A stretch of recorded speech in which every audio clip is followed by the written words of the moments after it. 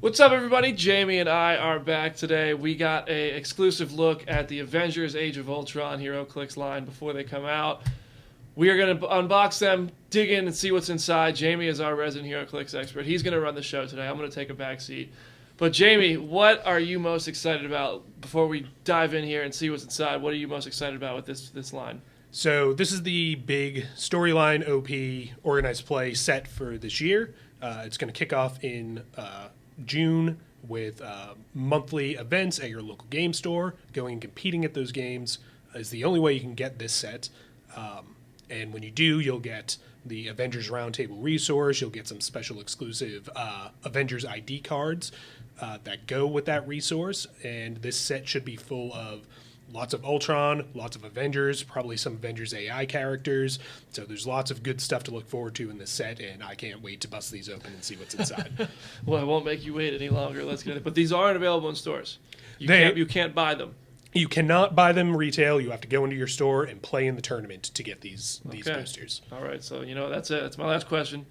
Let's get in there. Let's bust them open. Take your box.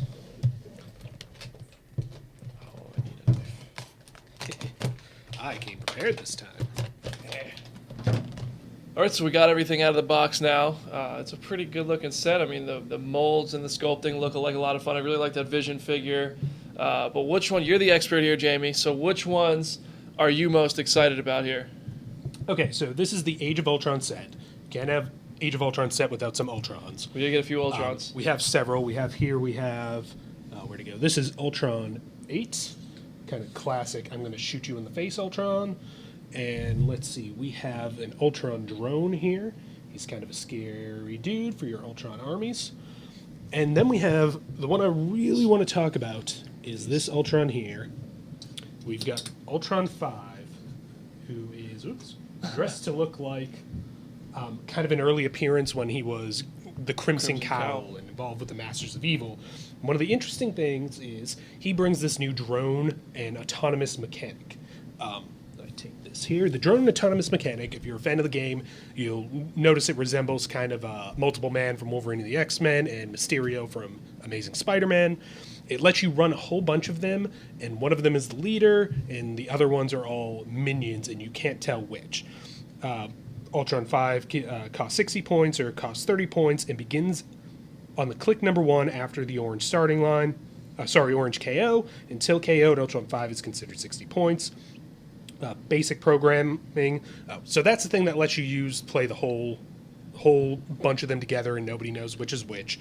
And then basic programming, when Ultron 5 has no action tokens, its action tokens don't count against your action total. When Ultron 5 begins or ends a non-free action adjacent to a friendly character whose name includes Ultron, it can use willpower for that action. So if you're playing a bunch of them together, they can keep moving, keep acting without basically very little repercussions. A lot of tempo game there.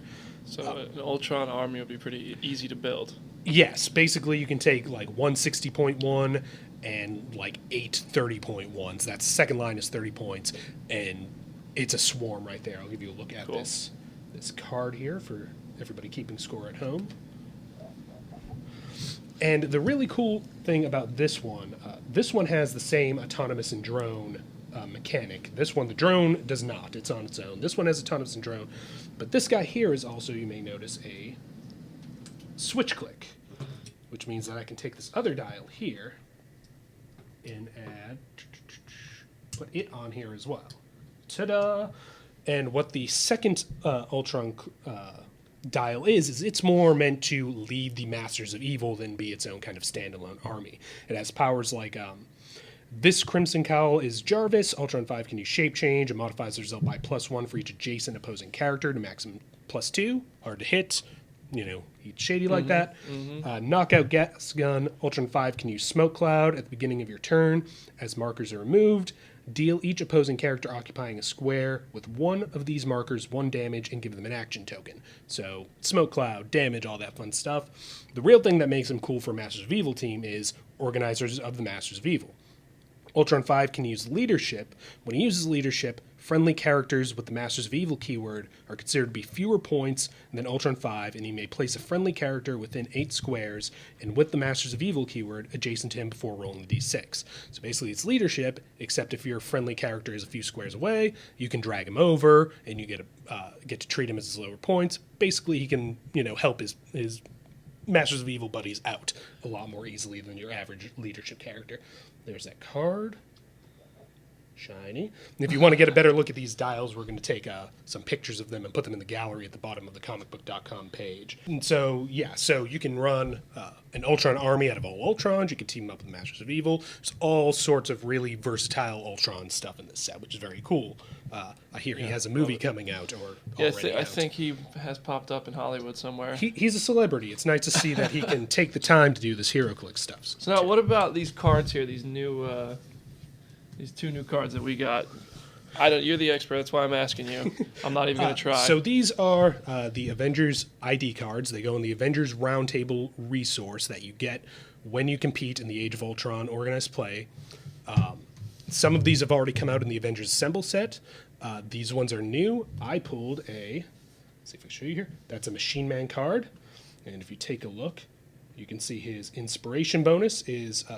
opposing characters can't use Perplex, so what this will let you do, it'll let you basically call on Machine Man for help for a single turn, and as a bonus, as long as somebody's adjacent to you, your opposing character cannot use the Perplex power, and you get to have him around for a turn, which is pretty cool. And then the other one I pulled is Protector. That is Novar. Let's see, his real name is Novar on the back of the card there. We got that figure too. Yes. So his inspiration ability is can use probability control when targeted by an opposing character's attack. And what's really cool about that is if you look at this card, he has a special defense power. Let's slide this guy so you can get a look at that sexy sculpt. Yeah. Some of these sculpts are really cool. I mean, but, that's what the HeroClix normal.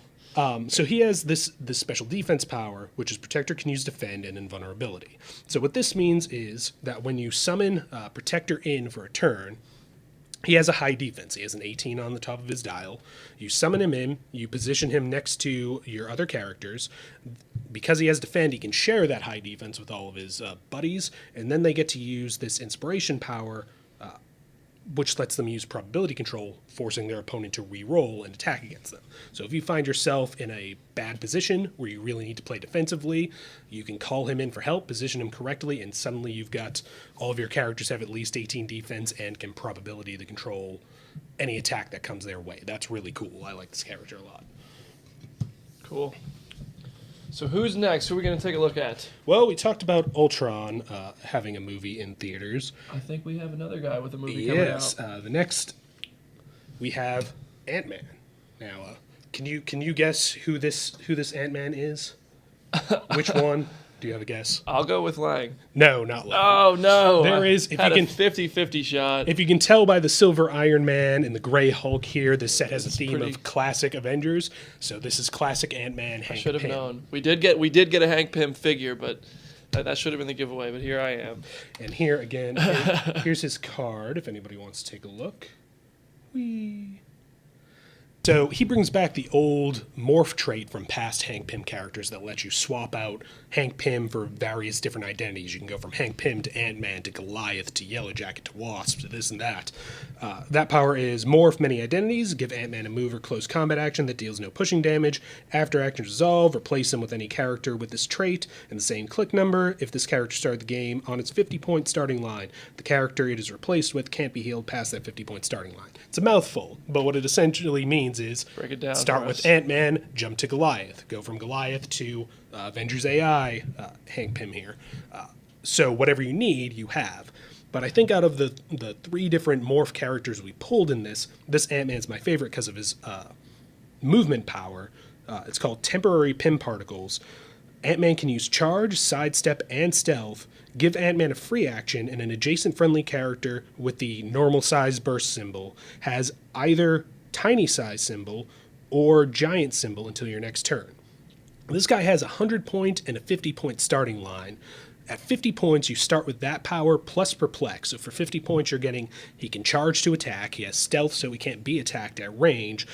And that ability to free action change the size of your allies means that he can hitch a ride on one of his allies.